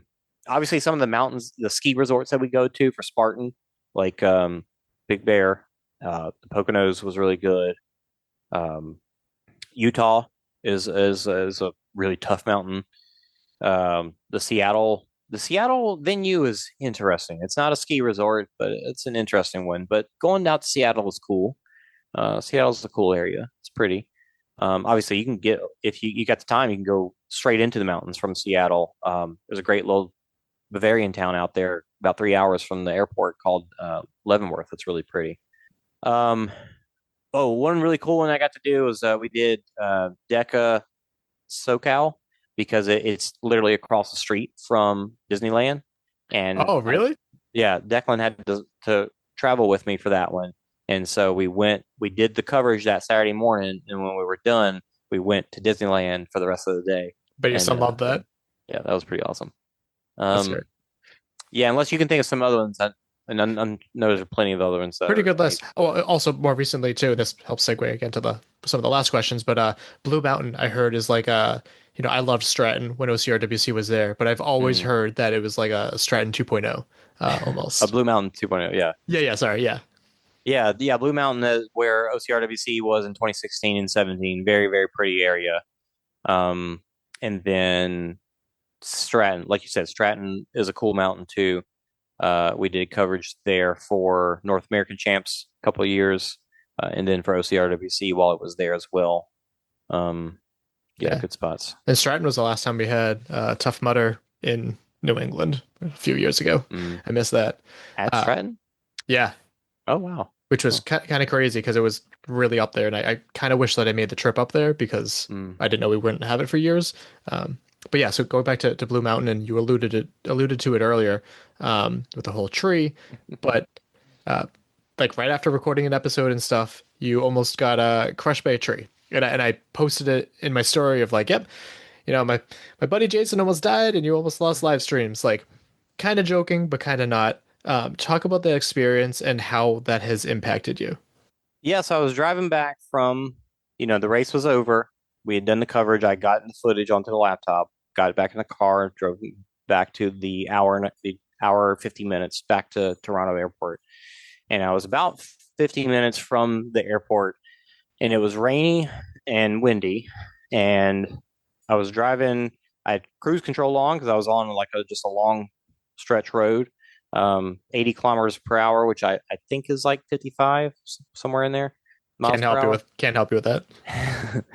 And the weirdest thing is just this, that, you know, the trees just come by you like this, and all of a sudden this one just started dropping in front of me, and I could see it dropping, and there was just no time. Like the moment it started dropping, it was too late. It was already on the car, and it landed right on the windshield. And I actually went back, and I think I sent y'all this picture of the tree before it fell on Google Maps. Wild, yeah. So it's not a gigantic tree, but I think the base of the tree was probably a good, what is that, 10 inches in diameter or something like that. And the part of the tree, like, it was a little bit off the road. So the part that landed on the car, and you could see it in one of the pictures that I took, like right after the incident, was probably a good 6 inches round. So it was a big limb that landed, but it wasn't like it wasn't the meat of the tree. So thankfully, it wasn't bigger. It wasn't a bigger tree. But even with that piece that it was, it completely shattered the front windshield and even dented in some of the side, like, the strip of metal between the windshield and the door. Yep. To where the passenger side door was hard to get open. So it dented, it like pushed down on that. But other than that, it landed, and it was just, as it came down, it was just like, this is happening. And it hit, and I hit the brakes, and it just like the windshield just went, psh, it broke, shattered. And as the front windshields do, they don't break it. The safety glass. Right. They stay together, but like shards, like small, tiny shards come out of it. So it just like rained down on me. I even had like little spots that I could see where where they had, I guess, cut me. And so I just hit the brakes as hard as I could, but I could tell that there were oncoming traffic. So I tried to make sure I stayed in my lane. And as soon as I stopped, because I couldn't see anything at that point, like my eyes closed for the initial impact, and I opened my eyes and I was like, I can't see jack. I got to brake. I got to get stopped. And then like, I just looked down, and it was like, I'm pretty sure I'm okay. Like, because like that was a question for a split second. Like, is this gonna crush the car into me? And it thankfully didn't. The car handled it very well, and it just all shattered, and nothing like, came down into me. Nothing came through the window. No branches came through the window, thankfully. And I was perfectly good. And so I was like, okay, let me turn off the car. And I like looked, and I could see other cars that had stopped because they were oncoming, and they were like, "Are you okay?" And I was like, "I'm good." And so I got out, and I was like, "I'm okay. I'm okay." And then we went through the whole process of like, call cops, clean up the road, get a tow truck. It was it was so crazy because I recorded my episode for OCR Talk on the way. And I do believe it was roughly 30 minutes before that happened is when I got done with the recording. So it was so weird because I don't know if it's just like the timing of like burnout, or I don't know what it was. Maybe it was just the universe telling me something, that I had this kind of heartfelt moment during the end of the episode. And I don't remember all what I said. I haven't listened back to it yet. But like talking about, that's right. I brought up burnout for one, and I can't remember what else, but just kind of being like just honest about how I've been feeling about things, about friends and relationships and stuff like that. And then I sent a message to you guys saying I loved you guys and just wanted to let you know. And then a tree fell on me, and like that could have been the end. And that, like I gave y'all one last message, which is so wild, but thankfully it didn't end. But it did just give me a reminder. I feel like I've got a pretty good understanding of, you tell people that you love them every time you see them, because you don't know when it's going to be the last time. Yeah. But it was a good chance to just, we lost Rylan recently, and like I said, we've had too many remembrances of that, reminders of that, but we can't really ever have enough, I think. going to Rylan actually, like when I did my interview with him years ago and we talked about death and stuff, I always appreciated the attitude that he had with, I could die any day, because I've always talked that way too. And people are like, Mike, you're morbid, this and that. And I talk to my friends too, like, if I see you twice a year, we live for this many years, like, eventually we're going to see each other like 70 more times or whatever. Like, having that in the back of your head is so important, and all the more reason to tell people that you love them. Getting a little personal, my grandfather had hip surgery earlier this month, and he's like my everything. And he had the hip surgery, was fine. To my knowledge, I thought he was fine. He had like some heart complications, and like we could have lost him, and then he had COVID, and he had complications from COVID, like any moment, And so, yeah, you never know. You never know when time's up, and just make the time that you have count. Yeah. And Rylan was very, I'm gonna live till I die, and then like very like openly he was just like cool about it. Like if I die doing what I love, then okay. And arguably he died young, but he lived more than many people that I know. Yeah. For me, like not even get into the conversation of what happens after you die. I even if heaven is real and I go to heaven, that still bums me out that I'm not going to be here anymore. Like what we have here, even if what's beyond it is better, tenfold, whatever the case is. What we have here is so amazing and special. It's a freaking bummer to think about not having it anymore, and especially not getting to live to some old age, but to die young and to not get to experience and share the time that we had with other people. Yeah, and I'm not suggesting people embrace like full on like hedonism, but like enjoying that ice cream, enjoying that whatever. Like slow down, enjoy it. Like I was at the grocery store, like I had a Halloween party last night. I had some friends over, and I had a friend that came over who's a little delayed, and spent the time in the grocery store. And sometimes things were like frustrating of things, but I just like, I'm in the grocery store with my buddy that I haven't seen in like 3 years, and like we're hanging out and just like enjoying this time. And yeah, that took a turn, but it's important to talk about. Like, yeah. Well, that was another crazy thing that I'm not even sure if I mentioned before the race. So I've been having a lot of like, I go to these races because I've been doing a lot of them. And beforehand, like traveling to the race, I'm kind of bummed out. Like, I'm kind of like, wish I was just at home playing video games. And I know I get there and I get up early and I do the hard work to get on the start line or there with the athletes, and I put in the work, and then I have a blast. Like the race itself is fun. I'm so glad I went, but I'm because I see the burnout setting in. I see that like I'm getting kind of bummed out going to this stuff because I want to just chill out for a bit.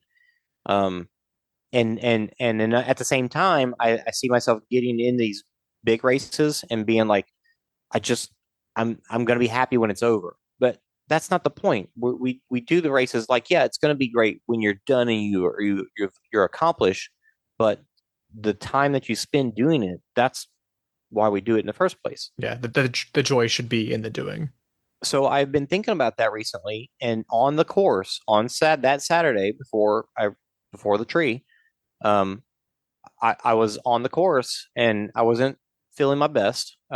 Ate too much, after the 100-miler recently, and wasn't in the best shape. I hadn't run enough, but I got out on the course and I was like, this might turn into a suck fest at some point, but I'm out here hiking these beautiful hills right now, and I'm going to enjoy this moment. Like, I want to make sure that I am not looking forward to the end the entire time, and that I'm enjoying the now.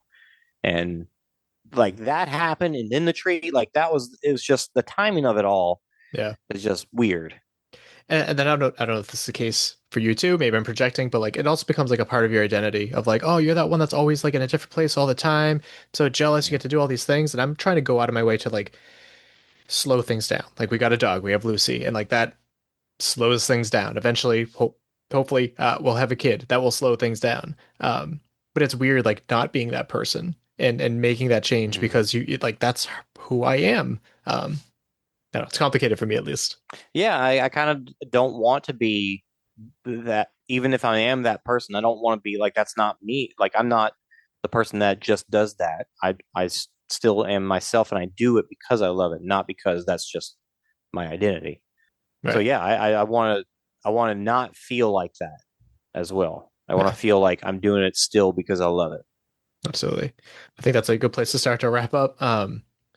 How should people reach out if they're interested in rabbiting, sponsoring, being a patron supporter? Like, how should they reach out? How can they support the work that you and Will, ultimately you two, are doing for the sport of OCR?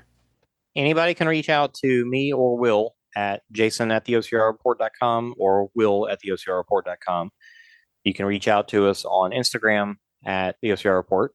Both of us have personal Instagram pages. I'm Dupree _OCR. I think Will is Will _Hicks, maybe. I think so. I'll link it below. Yeah. Those are probably the best places. I have a personal Facebook page that I don't talk about OCR stuff as much. Like OCR pages, the Instagram page is more for the sports side of things. But anyway, you could hit me up on Facebook too.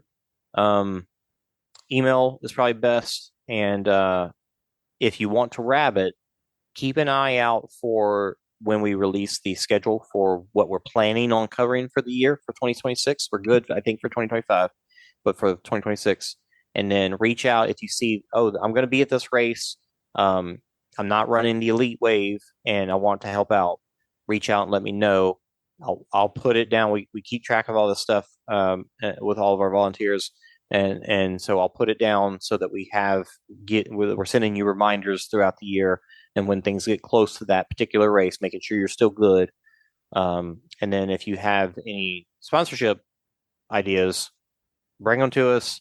We can put stuff on the coverage. You can be a title sponsor and have like this race brought to you by so-and-so, and then have your logo in the corner the entire time. We can throw commercials in the video in the show.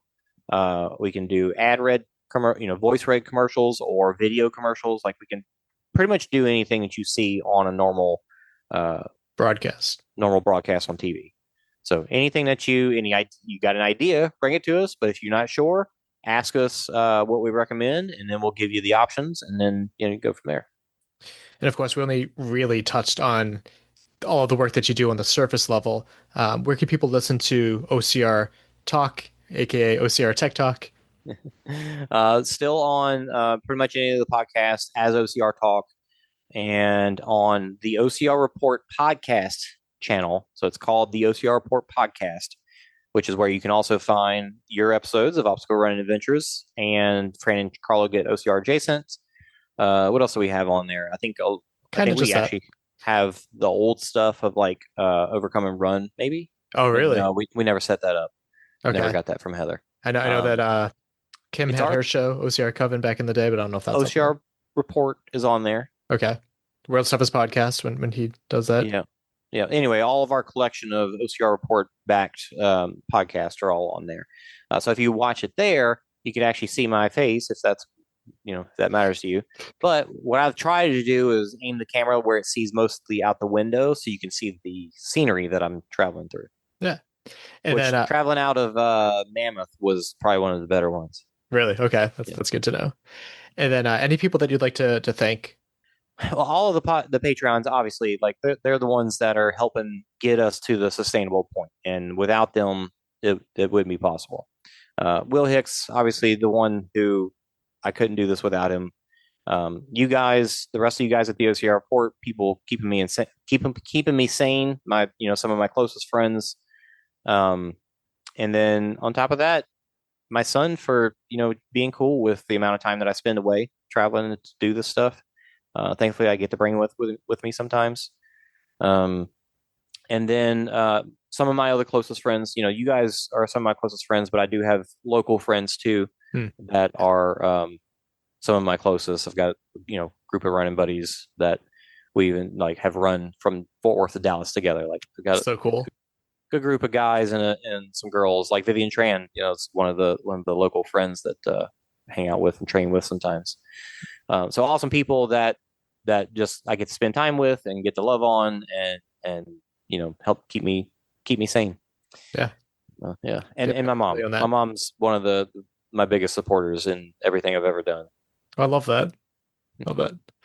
Awesome. Well, Jason, thank you so much for taking the time to come on. I hope that this helps some people appreciate what you do more. Hopefully we can get a few more patrons. And yeah, I always love talking to you, bud. Yeah, appreciate it, man. Welcome back. Thank you, Jason Dupree, and everyone who supports the OCR Report Patreon. For related episodes, he was on his own episode for episode 92, Rugged and Raw 20K, which, fun fact, that was the last episode that Caitlin missed being a co-host. Oh. Yeah. Episode 186. Nope. 116. Oh. That's okay. San Antonio, Spartan Super and Sprint. I believe he was a solo guest for that one. Episode 186. Yep. Catching up with Jason Dupree. I don't remember that episode whatsoever. I don't know. We talked about that, but I'm assuming he's the main guest in that one. Episode 443. Which was the last time he was on the show. World's Toughest Mudder 2025, Part 1, course walkthrough with the OCR Report. I Am a Spartans, episode 86. With OCR Talks, Jason Dupree. I wanted to shout that one out. And the Running Publics episode 137. Yeah, which was Jason Dupree. He's been on a bunch of other episodes of ours, but I want to shut them all out, so I thought that was plenty. When are any of these people going to have me on? I ran World's Toughest Mudder. I have some experience. Mm-hmm. And you got a dog from it. That's a whole story. Right. You gotta get your brand bit. Maybe that's it. Maybe. Subscribe and follow wherever you get your podcasts. We're Obstacle Running Adventures and all of the players. If you like what you heard, leave us a review. And take the advice during the interview. Leave it nicely. Yes. And follow us on social media. We're on Instagram at Obstacle Running Adventures and the Facebook. Yeah, you can support us over on Patreon as little as $2, as many as $10. Again, please join on the website and not the app, since Apple will charge you additional fees. Also consider supporting the OCR Report Patreon as well if you enjoy the race video coverage. I know it can get kind of expensive when you support a whole bunch of places, but if you enjoy the content that you're getting, support them so it sticks around, you know? Yeah. Coming up next. Hopefully we'll be hearing about a very deep event. Huh. Caitlin, I got a joke if you got a quote. I do. My quote is, "It has been a year of chaos and uncertainty, and while it was easy for you to give up, you chose to continue moving forward, and one day at a time, with courage and trust. You have made it through. You have come this far." By who? Dehiman? Is that Damien? Oh, Dhiman. Yeah. Okay. And my joke is, 3 moles are in a tunnel. The first one says, "I smell sugar." The second one says, "I smell honey." The third one says, "I smell molasses." Molasses. That's funny. Well, that just wraps it up. My name is Michael Stefano. And my name is Caitlin Ritter. We'll talk to you next week. Bye. Bye. Thank you for listening. We hope you're feeling motivated, inspired, and ready to take on your next race or training run. If you've enjoyed this week's episode, leave us a review and share it with your fellow adventurous friends. Follow us on Facebook and Instagram at Obstacle Running Adventures. Don't forget to subscribe so you never miss an episode. Join us every week for more news, Stories and interviews from the community. Our intro song was Streaker by Straight Up. And our outro music is Iron Paw by The Best.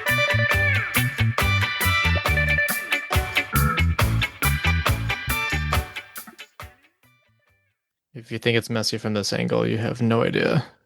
Hey, man. Hey, bud. How's it going? It's good. How are you? Dealing with a huge mess in here, but doing good. It was a successful party. What was the mess? Oh, I put up a story on Instagram. It's just, I'm surrounded by Halloween decoration boxes, video game stuff that was in the way. Like, I got an Intellivision here. Like, no one knows what an Intellivision is anymore. Yeah, so it's messy. I most definitely know what Intellivision is. There we go. Yeah. We had one. Really? Yeah.